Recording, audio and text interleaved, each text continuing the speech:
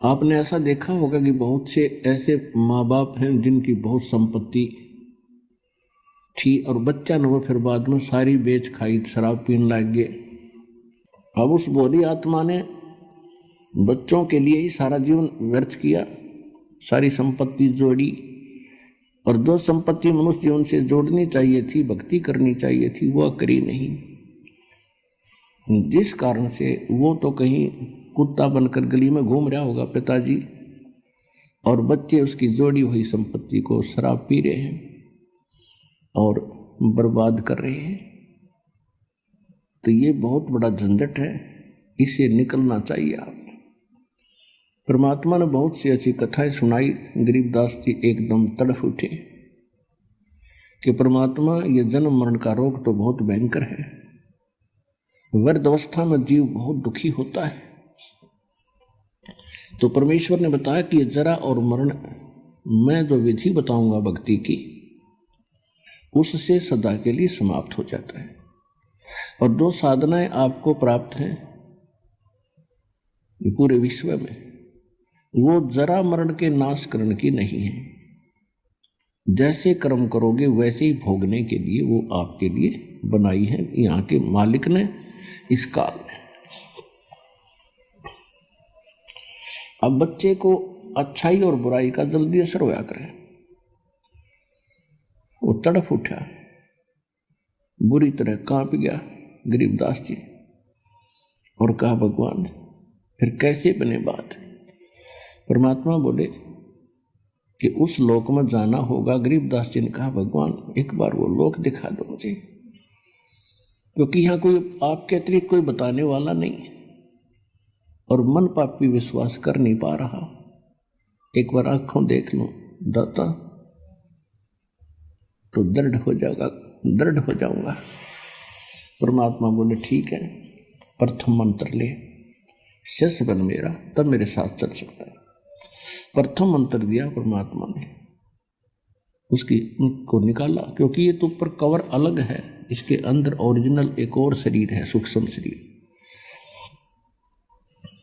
ये तो ऐसा जैसे ओवरकोट पहन रखा हो हमने, जैसे सर्प ऊपर से कांचली छोड़ देता है और सर्प ओरिजिनल उससे भिन्न है। तो ये अपना बॉडी जो है ये तो कांचुली, इस कांचुली में हम बहुत कुछ प्राप्त कर सकते हैं।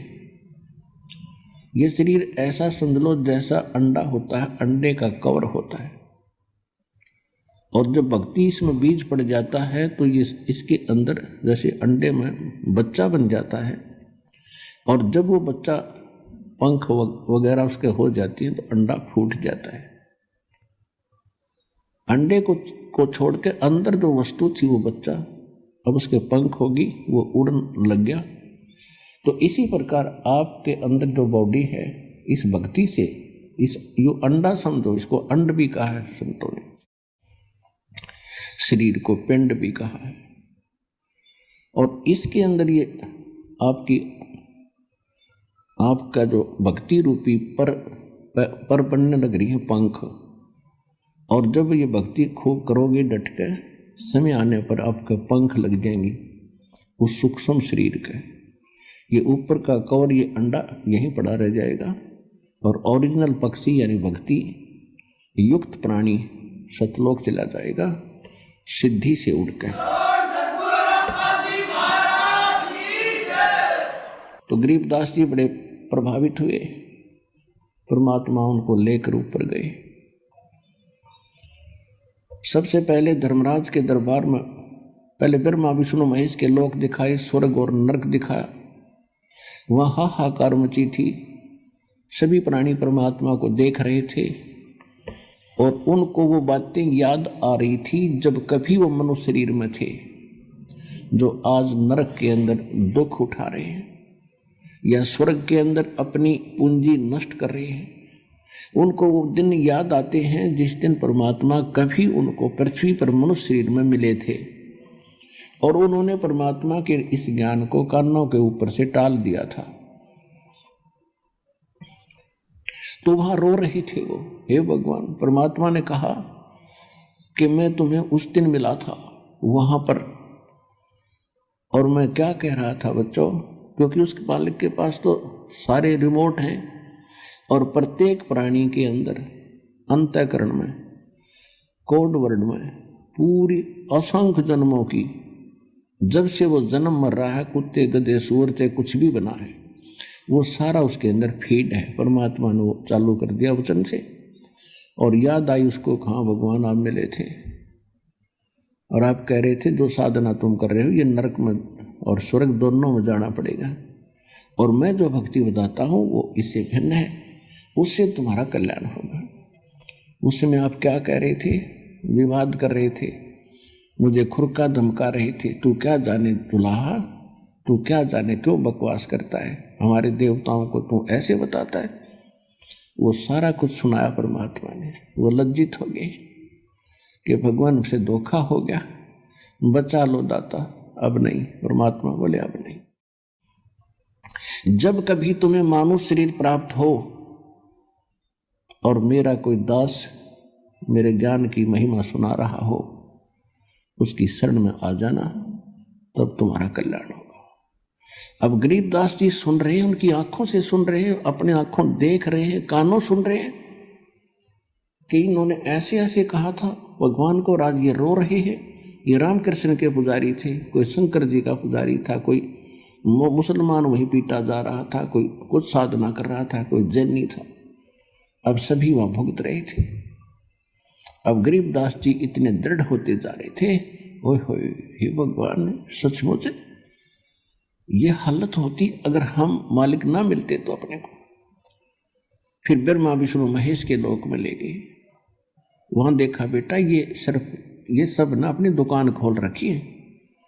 विष्णु लोक में एक होटल है, शिव लोक में होटल है, और ब्रह्मा के लोक में भी होटल यानी स्वर्ग है। विष्णु जी का पुजारी विष्णु लोक में जाता है, जब तक उसके पुण्य रहते हैं वो वहां रहेगा, उसके बाद फिर नरक में डाल दिया जाएगा। और ये प्रत्येक प्राणी से अपने राज्य चलाने के लिए, ये राजा हैं, ये टैक्स लेते हैं। जैसे यहाँ पृथ्वी के राजा आपसे टैक्स लेते हैं, अपने ठाठ करते हैं, आपकी पूंजी तय, इसी प्रकार वो वहाँ करते हैं। इसी प्रकार शिव के लोक में रेस्टोरेंट है यानी स्वर्ग है, शिव का पुजारी स्वर्ग में रखा जाता है। जब उसके पुण्य समाप्त हो जाते हैं उसको फिर नरक में डाल दिया जाता है। नरक के बाद फिर 84 लाख प्रकार के इन प्राणियों के शरीरों में असंख्य जन्मों तक भटकता रहता है। इसी प्रकार ब्रह्मा जी के लोक में, इसी प्रकार दुर्गा जी के लोक में, ऐसे ही गणेश जी के लोक में जो गणेश के साधक हैं वो उसके पास चले जाते हैं। ऐसे ही ज्योत निरंजन ब्रह्म काल के ब्रह्मलोक में ये सब व्यवस्था बनी हुई है।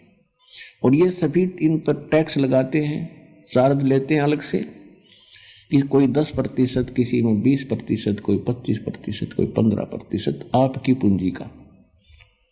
और जब आपके पुण्य समाप्त हो जाते हैं आपको वहां से जबरदस्ती, जैसे यहां से फेंक दिया जाता है उस तरह वहां से फेंक दिया जाता है। फिर परमात्मा उनको लेकर गए गरीबदास जी को यहाँ के न्यायाधीश के पास, 21 ब्रह्मांड का जो न्यायाधीश है धर्मराज के पास। अब जहां जहां भी परमात्मा जा रहे थे सभी ब्रह्मा जी के लोक में गए। ब्रह्मा जी ने आसन त्याग दिया, लेकिन परमात्मा खड़े खड़े 2 बात करके चल पड़े। विष्णु जी के लोक में गए, विष्णु जी ने भी आसन त्याग दिया और खड़े होकर सत्कार किया। ऐसे ही भगवान शंकर के लोक में